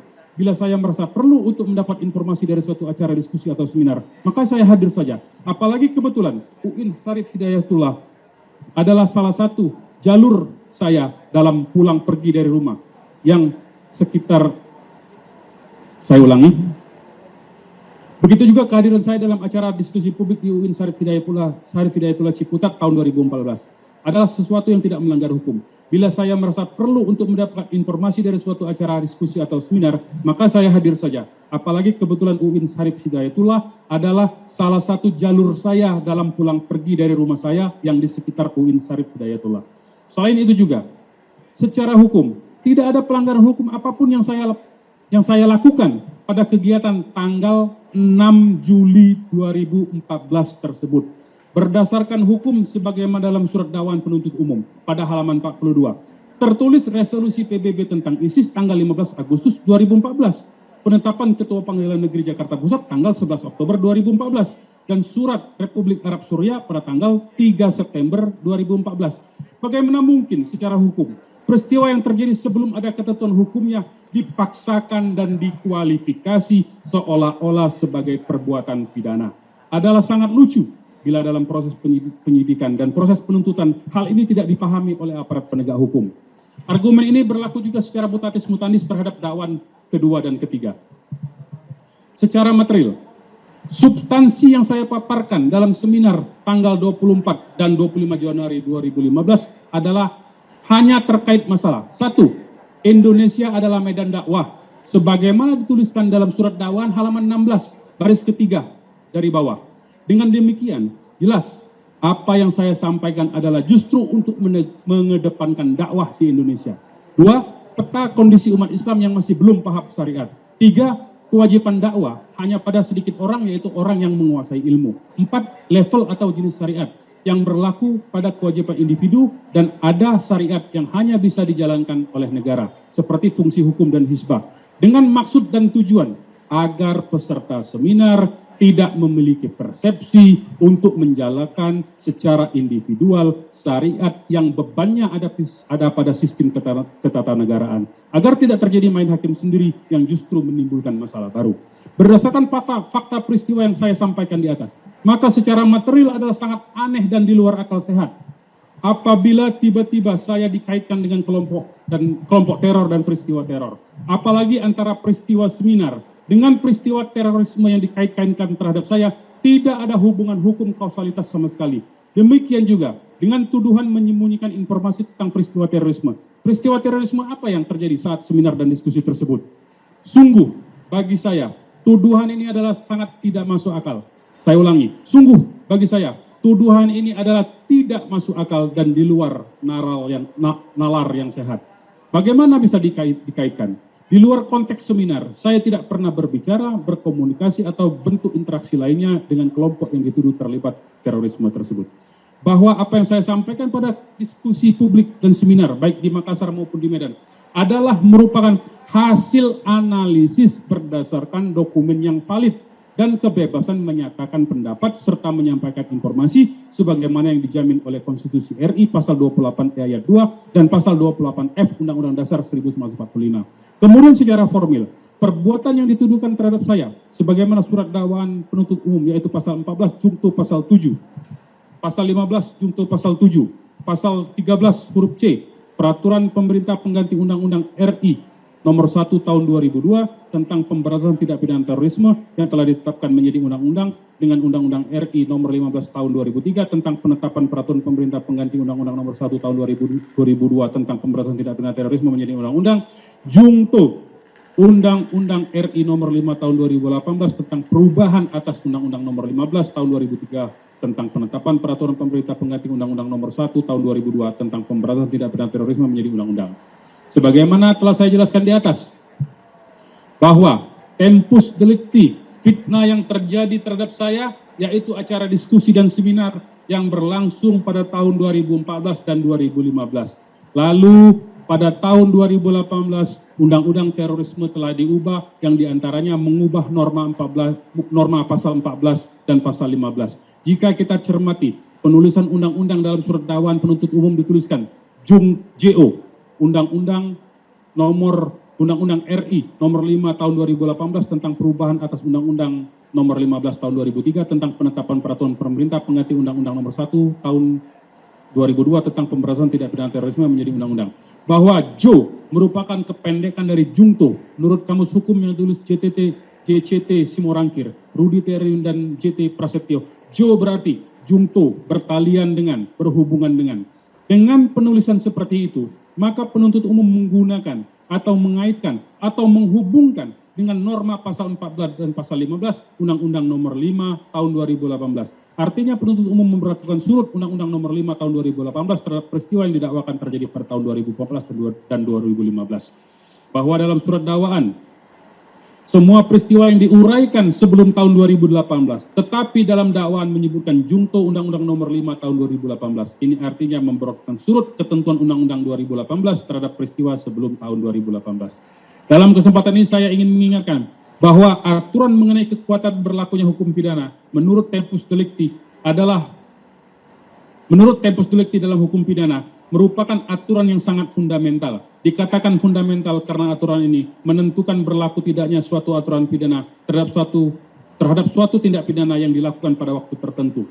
Oleh sebab itu, azas ini disebutkan pertama kali dalam aturan hukum pidana, seperti dalam pasal 1 ayat 1 KUHP yang berbunyi, tiada satu perbuatan dapat dipidana kecuali atas kekuatan aturan pidana dalam perundang-undangan yang telah ada sebelum perbuatan dilakukan.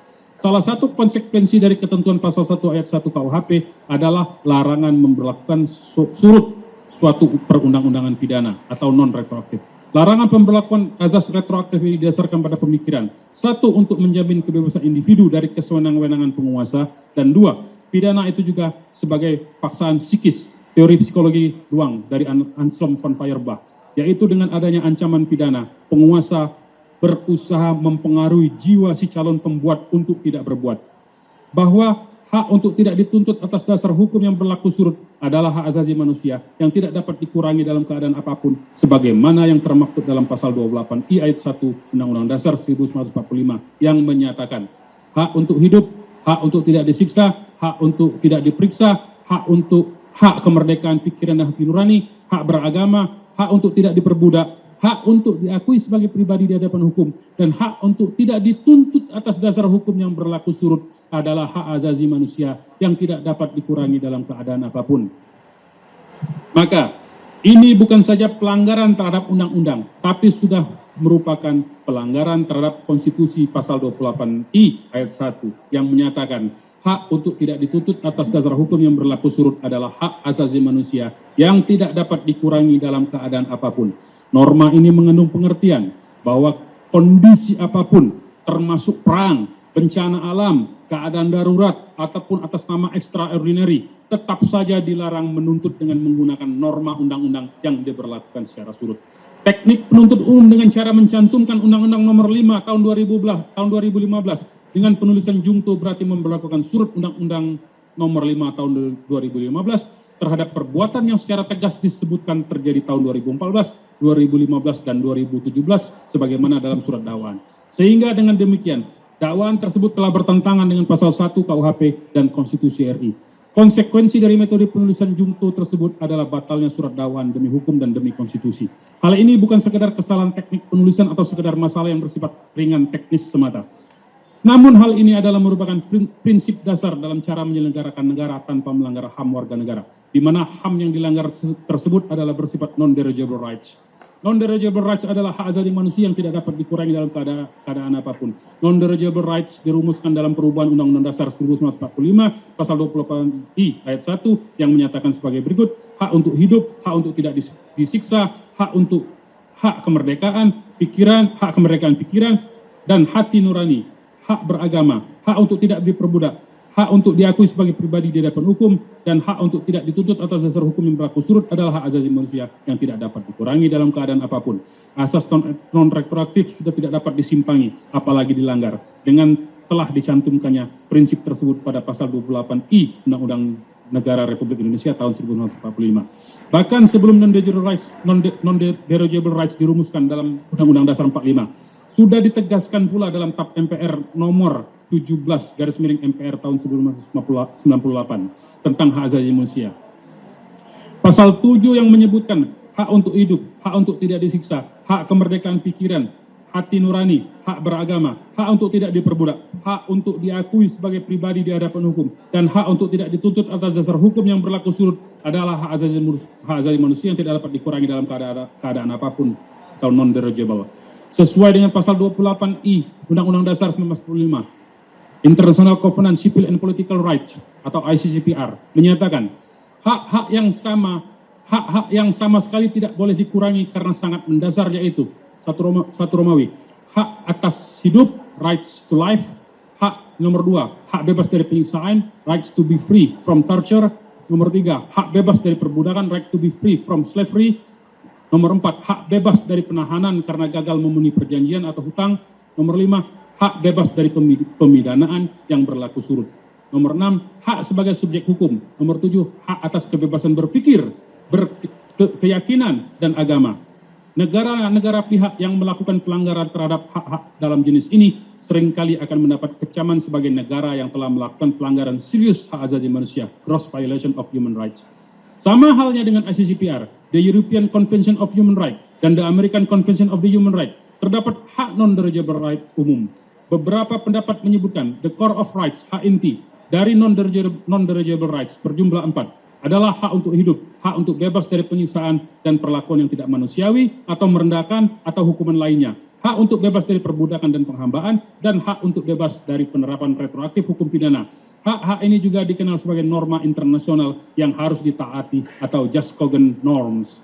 Negara tidak boleh mengurangi atau menyimpangi kewajiban hak-hak non-derogable rights. Dengan argumen lain, bahwa azas non-derogable rights menjadi salah satu prinsip yang menjadi pilar utama dalam hukum, khususnya hukum pidana, bagi semua masyarakat, bangsa, dan negara yang demokratis. Tidak hanya demi kepastian hukum, tetapi juga demi keadilan dan demi harkat dan martabat manusia atau hak asasi manusia. Dalam perspektif hukum tata negara atau hukum konstitusi, hampir semua konstitusi di dunia mengadopsi azas non-derogable, azas non-retroaktif yang bersifat universal. Bahwa frasa hak untuk tidak dituntut atas dasar hukum yang berlaku surut adalah hak asasi manusia yang tidak dapat dikurangi dalam keadaan apapun. Khususnya kata-kata tidak dapat dikurangi dalam keadaan apapun adalah kata-kata yang sudah terang dan jelas, atau dengan meminjam istilah hukum fikih Islam, merupakan merupakan suatu dalil yang qat'ih. Bab 9. Persidangan perkara akuo melanggar pasal 84 KUHP, kewenangan relatif. Majelis Hakim yang mulia, penuntut umum yang terhormat, dan tim penasihat hukum yang saya banggakan, bahwa perbuatan yang didakwakan kepada saya sebagaimana tercantum dalam surat dakwaan saudara jaksa penuntut umum tersebut adalah bermula dari adanya kegiatan pada tanggal 6 Juli 2014 bertempat di gedung Sahidain UIN Syarif Hidayatullah Ciputat Tangerang Selatan. Lalu berikutnya kegiatan tanggal 24 Januari 2015 hari Minggu tanggal 25 Januari dan pada hari Minggu hari Sabtu. Dan pada hari Minggu tanggal 5 April dan hari Minggu tanggal 5 April 2015 atau setidaknya pada satu waktu pada bulan Januari 2015 sampai dengan April 2015 atau setidak-tidaknya di dalam tahun 2015 bertempat di Sekretariat FPI Front Pembela Islam Kota Makassar, markas daerah LPI Laskar Pembela Islam Jalan Sungai Limboto nomor 15 RT 02 RT 03 Kelurahan Lajang Ngiru, Kecamatan Ujung Pandang Kota Makassar, Provinsi Sulawesi Selatan, di Pondok Pesantren Tahfizul Quran Sudiang Makassar, Provinsi Sulawesi Selatan, dan di Aula Pusbina Kampus Universitas Negeri Sumatera Utara Jalan William Iskandar PS 5 Romawi, Medan Estate, Kecamatan Percutuan, Kabupaten Deli Serdang, Provinsi Sumatera Utara. Kewenangan mengadili secara relatif pengadilan negeri atau pengadilan tinggi mana yang berwenang mengadili suatu perkara telah diatur dalam pasal 84 KUHP. Pasal 84 ayat 1 berbunyi, pengadilan negeri berwenang mengadili segala perkara mengenai tindak pidana yang dilakukan dalam daerah hukumnya. Pasal 84 ayat 2 berbunyi, pengadilan negeri yang di dalam daerah hukumnya terdakwa bertempat tinggal, berdiam terakhir, di tempat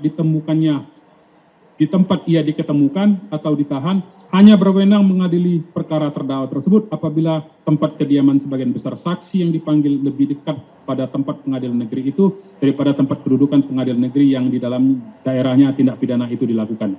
Pasal 84 ayat 3 berbunyi, apabila seorang terdakwa melakukan beberapa tindak pidana dalam daerah hukum berbagai pengadilan negeri, maka tiap pengadilan negeri itu masing-masing berwenang mengadili perkara pidana itu. Pasal 84 ayat 4 berbunyi, terhadap beberapa perkara pidana yang satu sama lain ada sangkut pautnya dan dilakukan oleh seorang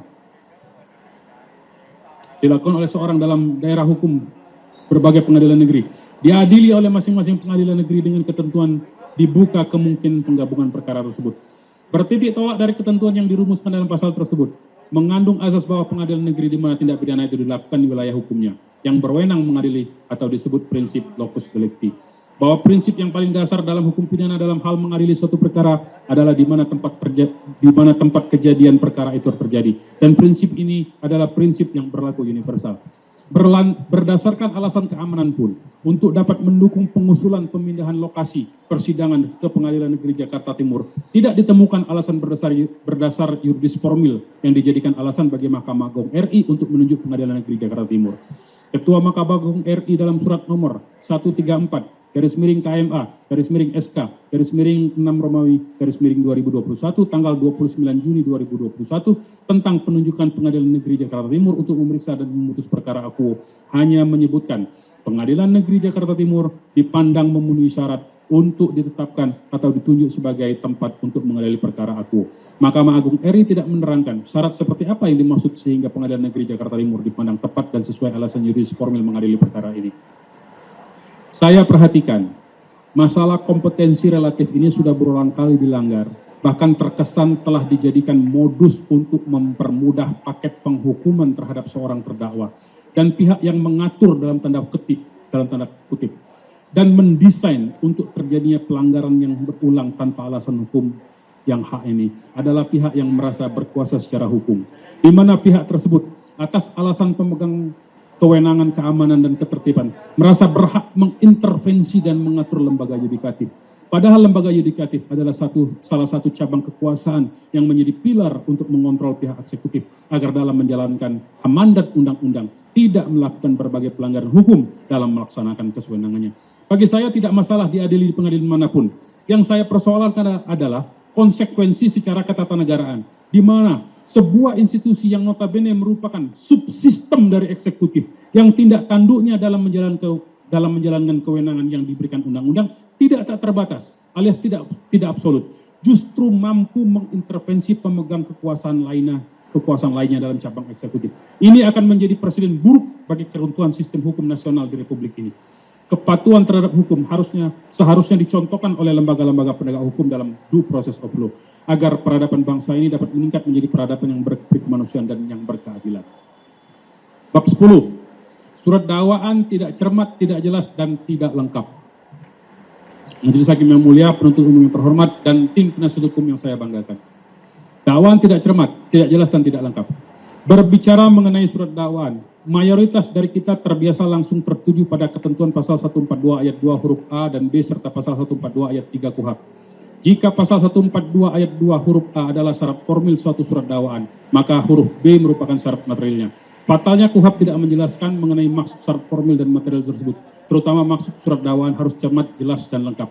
Hal ini tentu saja menjadikan suatu surat dakwaan dengan cepat dapat dituliskan identitas dari terdakwa. Padahal tidak sedikit kasus seseorang atau warga negara yang salah tangkap dan terlanjur divonis bersalah, error in persona. Hal ini kerap kali terjadi karena pada praktiknya ditentukan atau dibidik terlebih dahulu subjek atau pelakunya, sedangkan untuk perbuatan materialnya ditentukan sesudahnya. Selain itu, surat terdakwa yang dikualifisir cermat, jelas, dan lengkap juga tidak memiliki parameter yang baku. Hal ini acap kali menjadi perisai bagi penyidik dan penuntut umum untuk menutupi minimnya akurasi dalam hal analisa hukum suatu tindak pidana dan validitas alat buktinya. Perbuatan-perbuatan tersebut tentu saja berakibat pada keberatan atau eksepsi yang diajukan oleh seorang terdakwa dan atau penasihat hukumnya terkadang dinilai oleh hakim telah menyentuh bagian pokok perkara. Guidance bagi para penuntut umum dalam membuat surat dakwaan dengan berpedoman melalui surat edaran Jaksa Agung RI nomor SE garis datar 004 garis miring GA garis miring 11 garis miring 1993 tanggal 16 November 1993 tentang pembuatan surat dakwaan junto surat edaran Jampidum nomor B garis datar 607 garis miring E garis miring 11 garis miring 1993 tanggal 22 November 1993 berkaitan dengan metode penulisan yang isinya sebagai berikut.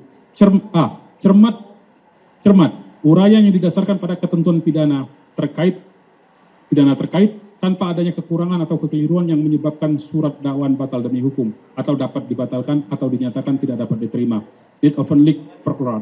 Dalam hal ini dituntut sikap yang cermat terhadap keseluruhan materi surat dakwaan. B. Jelas. Yang dimaksud dengan jelas adalah uraian yang jelas dan mudah dimengerti dengan cara menyusun redaksi yang mempertemukan fakta-fakta perbuatan terdakwa dengan unsur-unsur tindak pidana yang didakwakan, sehingga terdakwa yang mendengar atau membacanya akan mengerti dan mendapatkan gambaran tentang siapa yang melakukan tindak pidana apa yang dilakukan, kapan dan di mana tindak pidana itu dilakukan, apa akibat yang ditimbulkan, dan mengapa terdakwa melakukan tindak pidana itu. C. Lengkap, maksudnya adalah lengkap yang bulat dan utuh, yang mampu menggambarkan unsur-unsur tindak pidana yang didakwakan, beserta waktu dan tempat tindak pidana itu dilakukan. Menyusun uraian secara cermat, jelas, dan lengkap tersebut dapat dilakukan dengan cara sebagai berikut. Dirumuskan terlebih dahulu unsur-unsur tindak pidana yang didakwakan, kemudian disusul dengan uraian fakta-fakta perbuatan yang memenuhi unsur-unsur tindak pidana tersebut. Atau 2, dirumuskan unsur-unsur tindak pidana dan fakta-fakta perbuatan secara langsung dan bertautan satu sama lain sehingga tergambar bahwa unsur tindak pidana tersebut terpenuhi oleh fakta perbuatan terdakwa. Uraian dalam bentuk kedua ini paling lazim dilakukan. Oleh karenanya dengan menggunakan parameter di atas, eksepsi dari saya, selain sudah diuraikan pada bab terdahulu secara mutatis mutandis, merupakan bagian yang tidak terpisahkan dari keberatan-keberatan di bawah ini. Setelah membaca surat dakwaan, saya tadinya menduga bahwa dalam surat dakwaan tersebut akan diuraikan secara cermat, jelas, dan lengkap mengenai perbuatan yang didakwakan terhadap saya. Namun ternyata dugaan saya keliru besar. Ternyata seluruh isi surat dakwaan yang didakwakan kepada saya adalah transkrip materi acara diskusi atau seminar di mana saya selaku narasumber. Dan herannya, transkrip materi diskusi dan seminar tersebut dikualifikasi sebagai perbuatan pidana. Ini hal baru yang saya dapatkan dalam dunia hukum di era yang katanya era reformasi dan era kebebasan berpendapat menyatakan pikiran. Padahal, pernyataan-pernyataan dalam kegiatan diskusi publik atau seminar adalah bentuk kebebasan menyatakan pendapat dan menyatakan pikiran dijamin konstitusi sepanjang tidak menyuruh melakukan perbuatan pidana sebagaimana ketentuan pasal 28E ayat 2 dan pasal 28F Undang-Undang Dasar 1945.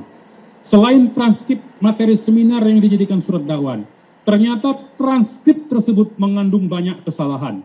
baik terhadap istilah-istilah maupun kesalahan ejaan. Saya duga pihak yang mentranskrip tersebut memang tidak mengerti konsep dari istilah yang saya gunakan dalam acara seminar dan diskusi, dan juga tidak paham serta belum pernah mendengar istilah-istilah tersebut, sehingga ketika dituangkan dalam bentuk tulisan menjadi kacau balau dan justru malah menjadikan surat dakwaan tersebut menjadi tidak cermat, tidak jelas, dan tidak lengkap. Sebagai contoh, di halaman 6 baris ke-38, transkrip dalam surat dakwaan menuliskan la nabiyahda. Ini bahasa apa dan apa artinya? Sebab ini tertulis berulang kali dalam surat dakwaan. Lalu pada halaman yang sama, baris ke-46, 47, dan 48, tertulis 3 kali kata, Ketua Bidang Muspa. Ini istilah apa? Tidak pernah ada istilah Muspa. Saya tidak tahu itu bahasa planet mana. Lalu pada halaman 8 yang seharusnya future, dengan ejaan F-U-T-U-R-E, ditulis Feature, F-E-A-T-U-R-E. Apa arti Feature? Saya juga tidak paham. Lalu pada halaman yang sama, baris ke-14, tertulis Dofes Word. Ini istilah apa? Tolong dijelaskan. Saya belum pernah tahu. Masih pada halaman yang sama, baris ke-20, tertulis Sunako. Apa Sunako ini? Nama orang atau apa? Sehingga dituliskan dengan menggunakan ejaan lama, menggunakan OE untuk lafal U. Di halaman yang sama, baris ke-44 juga tertulis Peradilan Dunia. Apa maksud dari kata-kata ini? Lalu berikutnya, masih di halaman yang sama, baris ke-57, tertulis In the Word Police of Jihad. Saya pastikan tidak ada judul dokumen tersebut. Lalu pada baris ke-59 tertulis persistent threat. Ini apa artinya? Mohon penjelasan. Pada halaman 16 yang lain lagi tertulis hukum 5. Maksudnya apa? Mana ada konsep hukum 5? Saya perlu minta penjelasan soal ini. Dalam surat dakwaan yang terkait menyebut hukum 5 yang pasti salah transkrip tersebut. Di situ dikutip hasil transkrip secara jelas. Kalimat saya jangan dihancurin. Ini artinya saya secara tegas justru melarang perbuatan kerusakan. Pada halaman 17 tertulis Al-Baqarah ayat 3, kemudian Al-Baqarah 116. Saya bisa pastikan tidak ada di dalam ayat tersebut kalimat awal kutiba alaikum. Pada halaman yang sama baris ke-13 tertulis menguasai karomain. Tolong jelaskan apa itu karomain. Lalu berikutnya pada halaman 19 baris ke-1 tertulis Truth Usmani, Hertesel. Ini maksudnya apa? Lalu pada halaman 23 tertulis Kinayah, Udud. Ini maksudnya apa? Apakah merek rokok Udud? Lalu pada halaman yang sama, baris ke-32, ada lagi penulisan Tabarakallah di tempat yang tidak semestinya. Saya pastikan ini pihak yang mentranskrip, pasti tidak paham konsep. Lalu ditulis juga di halaman yang sama, baris ke-5, dari bawah, hukum kisyah. Tolong saya dijelaskan, apa itu hukum kisyah? Majelis Hakim yang mulia, saya sengaja mengutip teks dalam surat dakwaan yang saya juga yakin bahwa transkrip yang dimuat dalam surat dakwaan tersebut adalah transkrip hasil penyidikan. Dan kutipan dari transkrip hasil penyidikan tersebut membuktikan bahwa pihak yang melakukan penyidikan sama sekali tidak paham serta tidak mengerti konsep dan juga tidak pernah membaca dokumen-dokumen yang saya jadikan referensi. Bagaimana mungkin pihak yang tidak paham teks, konteks, serta konsep justru menuduh saya telah melakukan perbuatan pidana dengan substansi materi yang tidak dia pahami. Lucunya, ketika proses penyitaan, justru buku-buku literasi Islam yang disita, terutama buku-buku yang ada kata jihad, daulah, khilafah. Padahal jelas dalam surat dakwaan, bahwa referensi saya justru buku dan dokumen produk dari pihak non-muslim. Ini sekali lagi saya mau buktikan bahwa tingkat kengawuran dalam proses hukum yang terjadi terhadap saya ini sudah benar-benar di luar akal sehat. Karena sekali lagi, mereka yang mentarget saya harus dipendam dalam penjara, sudah tidak lagi memperdulikan aturan hukum dan hak asasi manusia. Terlihat jelas dari transkrip yang dijadikan materi utama surat dakwaan, bahwa proses hukum terhadap diri saya dipaksakan sedemikian rupa. Yang penting saya telah berhasil diopinikan dan dilabeling terkait jaringan teroris dengan target akhir pemenjaraan terhadap diri saya. Inilah wajah hukum kita saat ini. Rekayasa dan kesewenangan serta pelanggaran aturan hukum justru dilakukan oleh pihak-pihak yang mengendalikan kekuasaan. Yang juga aneh dan ilmu hukum baru sepertinya. Dalam surat dakwaan, pernyataan-pernyataan narasumber lain dalam acara seminar dan diskusi dibuat sedemikian rupa sehingga seolah-olah hal tersebut menjadi tanggung jawab saya secara pidana. Namun pada kegiatan seminar lainnya tidak ada transkrip dari narasumber lainnya yang justru dibuatkan pengakuan rekayasa seolah-olah ada pernyataan saya yang harus dipertanggungjawabkan secara pidana. Jadi terlihat sekali nafsu angkara murka untuk memaksakan agar saya dipenjara. Inilah bentuk kezoliman dan fitnah yang nyata terhadap saya. Jika kita membaca keseluruhan surat dakwaan, maka kita lihat pihak yang memiliki peran aktif bukanlah saya.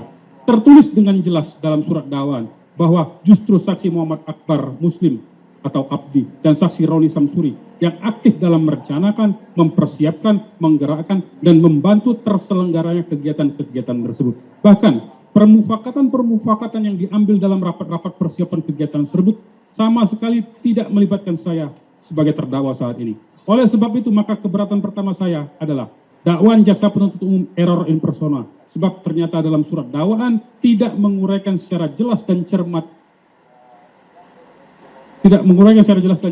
persona.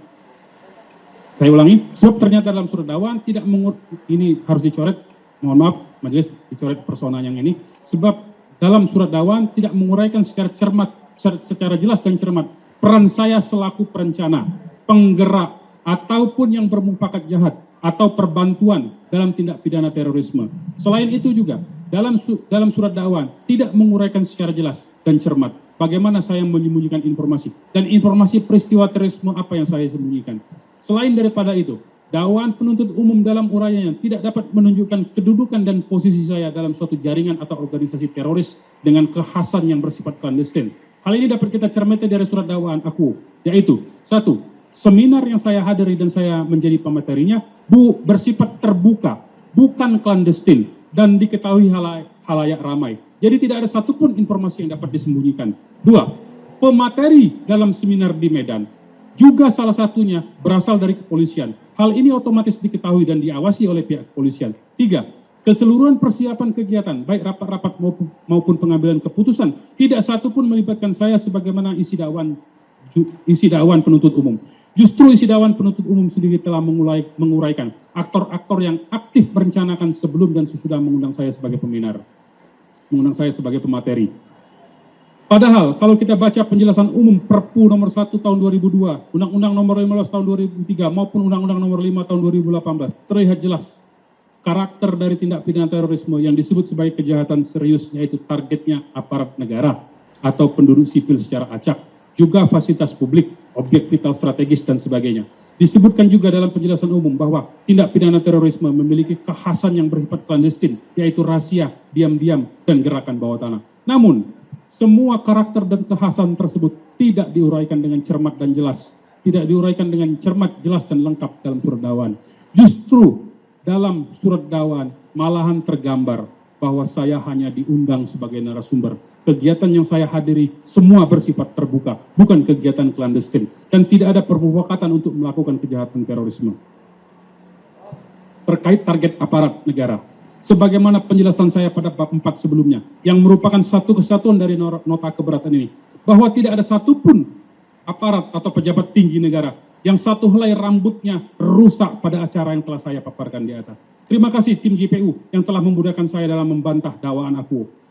Dari uraian surat dakwaan terlihat jelas bahwa proses penyidikan yang berujung pada surat dakwaan telah menggunakan paradigma, norma, atau ketentuan yang terkandung dalam Undang-Undang nomor 5 tahun 2018 yang tidak memiliki korelasi antara perbuatan material dengan pasal yang didakwakan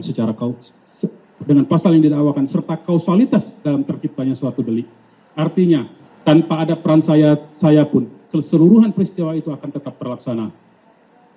Surat dakwaan juga tidak menguraikan pertanyaan dari peserta seminar atau diskusi, sehingga transkrip jawaban kehilangan konteks. Ini membuktikan bahwa target utama dari proses hukum ini hanya sekedar membidik pendapat saya dalam sebuah acara seminar dan diskusi, dengan target harus dipenjara. Karena dengan penampilan pendapat-pendapat dalam acara seminar yang di bold hurufnya, seolah menekankan ada unsur pidana dalam pendapat tersebut.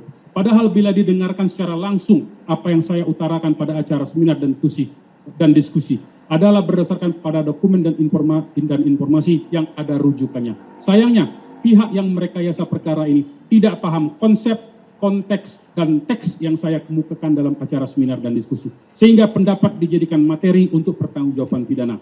Berdasarkan keberatan-keberatan yang telah diuraikan di atas, maka tidaklah berlebihan jika secara hukum surat dakwaan jaksa penuntut umum tidak cermat, tidak jelas, dan tidak lengkap. Oleh sebab itu, maka kiranya majelis hakim yang memeriksa, mengadili, dan memutus perkara aku menyatakan surat dakwaan jaksa penuntut umum batal demi hukum. Bab 11 penutup. Majelis hakim yang mulia, penuntut umum yang terhormat, dan tim penasihat hukum yang saya banggakan. Berdasarkan uraian di atas, maka saya memohon agar yang mulia majelis hakim pemeriksa perkara berkenan memeriksa, mengadili, dan menjatuhkan putusan sela dengan amar putusan sebagai berikut. 1. Menerima dan mengabulkan nota keberatan atau eksepsi saya untuk seluruhnya. 2. Menyatakan penangkapan dan penahanan atas diri saya adalah tidak sah. 3. Memerintahkan penuntut umum melepaskan saya dari tahanan. 4. Menyatakan penggeledahan rumah, penyitaan barang bukti yang dilakukan tanpa surat izin Ketua Pengadilan Negeri adalah tidak sah, sehingga barang bukti tersebut harus dinyatakan tidak dapat digunakan sebagai alat bukti dalam perkara ini. 5. Mengembalikan seluruh barang bukti yang disita dari kediaman saya. 6. Menyatakan dakwaan jaksa penuntut umum melanggar azas non-retroaktif yang terdapat dalam pasal 1 ayat 1 KUHP, ayat 1 pasal 1 ayat 1 KUHP. Mohon maaf majelis, ini KUHP bukan KUHP, dan bertentangan dengan konstitusi pasal 28 ayat 1 Undang-Undang Dasar 1945. 7. Menyatakan dakwaan penuntut umum error in persona. 8. Menyatakan dakwaan penuntut umum obscure libel atau tidak cermat, tidak jelas, dan tidak lengkap. 9. Menyatakan surat dakwaan penuntut umum nomor reg perkara PDM garis datar 228 garis miring JKT.tim.ETL garis miring 11 garis miring 2021 tanggal 16 November 2021 batal demi hukum. Menyatakan Pengadilan Negeri Jakarta Timur tidak berwenang mengadili perkara ini. 11. Membebaskan saya dari segala dakwaan penuntut umum. 12. Memulihkan harkat dan martabat serta nama baik saya dalam kedudukannya di masyarakat. 13. Membebankan biaya perkara kepada negara. Atau apabila majelis hakim berpendapat lain, mohon putusan yang seadil-adilnya ex aequo et bono. Jakarta, 15 Desember 2021, atas nama saya Munarman. Demikian majelis hakim, terima kasih atas kesempatannya.